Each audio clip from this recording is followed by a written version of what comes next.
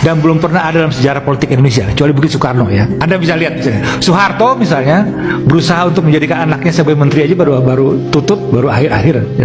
Tapi Jokowi cukup hanya 5 tahun 6 tahun mantu dan anaknya bisa menjadi gubernur dan wali kota. Itu betapa powerful pun gitu loh. Dan orang tidak bisa mengatakan bahwa itu mereka berkompetisi dengan fair. Kenapa? Karena tetap influence Jokowi itu ada di balik itu semua. Anda lihat di luar negeri misalnya, politik dinasti itu bisa Kennedy misalnya. Kennedy itu kan maju setelah yang satu turun. Atau George Bush misalnya. George Bush maju, kemudian anaknya maju ketika dia sudah tidak jadi presiden. Tapi kalau Jokowi anaknya maju ketika dia masih tetap jadi presiden.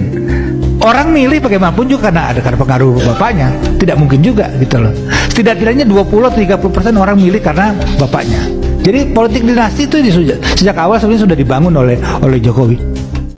Dulu saat Mas Gibran dicalonkan menjadi wali kota Solo, pengganti kepemimpinan ayahnya yang sebelumnya terpilih menjadi Gubernur DKI Jakarta dan Presiden Republik Indonesia, katanya bukan politik dinasti karena melalui proses pemilu kada langsung dan yang menentukan pilihannya adalah masyarakat.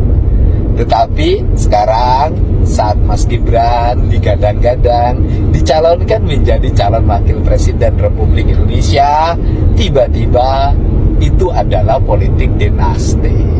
Jadi politik dinasti itu ternyata tergantung kepentingan siapa yang mengusung, bukan terminologi dari sebuah politik yang dianggap keliru dalam kehidupan berdemokrasi di Indonesia. Nah, dinasti itu apa sih? Kalau dinasti kita pergi ke toko, dinasti itu merek minyak wangi. Yang penting bisa memberikan rasa harum bagi siapapun yang menciumnya. Semoga bangsa Indonesia itu suatu saat bisa menikmati rasa harum dari dinasti yang menjadi pilihannya.